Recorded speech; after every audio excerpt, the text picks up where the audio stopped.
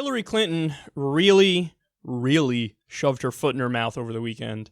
She was on MSNBC, and she said about Nancy Reagan, who, of course, just passed away, quote, "It may be hard for your viewers to remember how difficult it was for people to talk about HIV/AIDS back in the 1980s. And because of both President and Mrs. Reagan, in particular Mrs. Reagan, we started a national conversation when before nobody would talk about it, nobody wanted to do anything about it, and that, too, is something I really appreciate with her effective, low-key advocacy. It penetrated the public conscience, and people began to say, hey, we have to do something about this, too." So the reality is that this isn't in the same zip code as true. This isn't in the same state as true. She basically started a conversation on HIV/AIDS like Dick Cheney started a conversation on torture. So Zaid Jilani of The Intercept reports here, quote, "Clinton's telling of HIV/AIDS history doesn't align with the facts. President Reagan waited 7 years to address the HIV/AIDS crisis, even as thousands of Americans died from the disease." Dr. C. Everett Koop, the administration's Surgeon General, said the president dragged his feet on the issue, quote, "because transmission of AIDS was understood to be primarily in the homosexual population and in those who abused intravenous drugs." Koop said their position was that AIDS victims were, and I quote, "only getting what they justly deserve."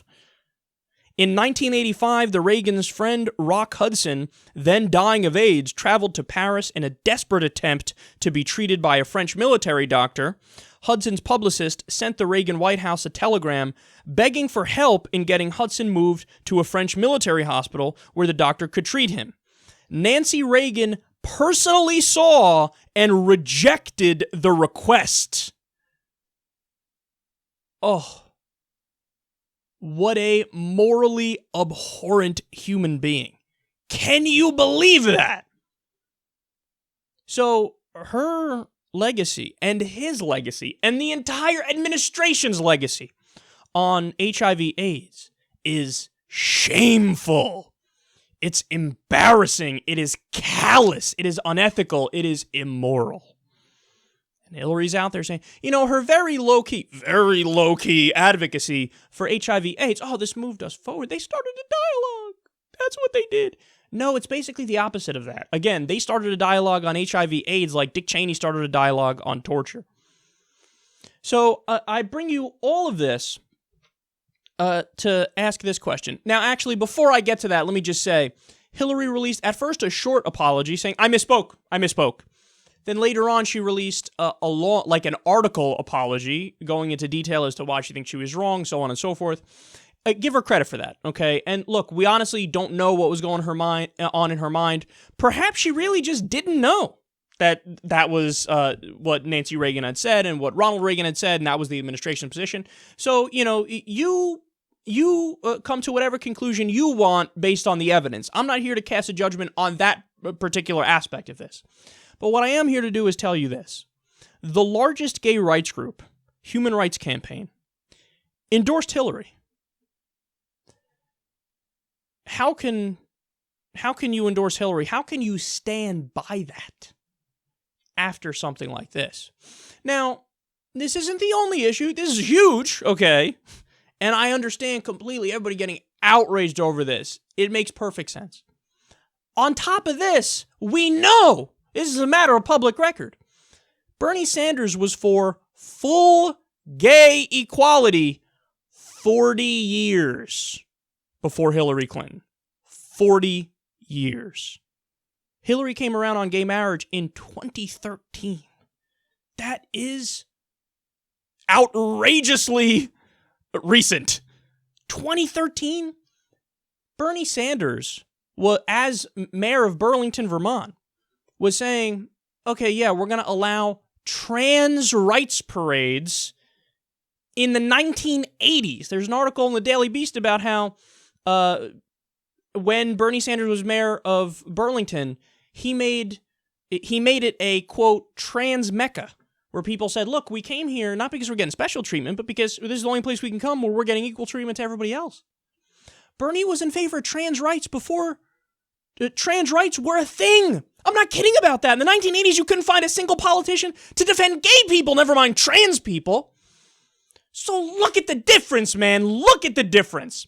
There's videos, we covered it on the show, of Bernie Sanders in Congress defending gay soldiers in 1995 against dumbass Republicans who are like, and these guys want homos in the military.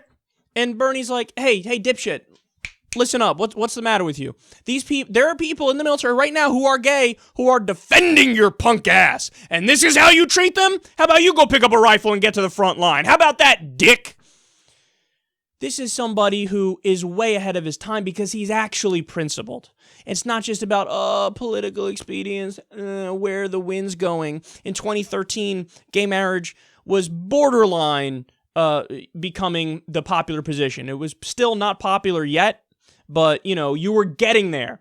But Hillary, when it was like 48% popular, she's like, I can't do it yet. 51% popular, I don't know. They waited for it to get to like 58% popularity before they were like, yeah, okay, I guess I'm in favor of it. Largest gay rights group is in favor of Hillary, not Bernie. Not only is Bernie's record better for longer, he also didn't make these comments about Nancy Reagan. And he never would have. So let's keep everything in mind. It's not that I'm, saying gay rights groups should endorse Hillary for some sort of, PC outrage, I can't believe you did that, blah, blah, blah, blah, blah. No. I'm saying they should endorse Bernie Sanders for substantive policy reasons. His entire record on LGBT rights and equality and justice, and how long he's been there, and the fact that moving forward, he unquestionably would be a stronger advocate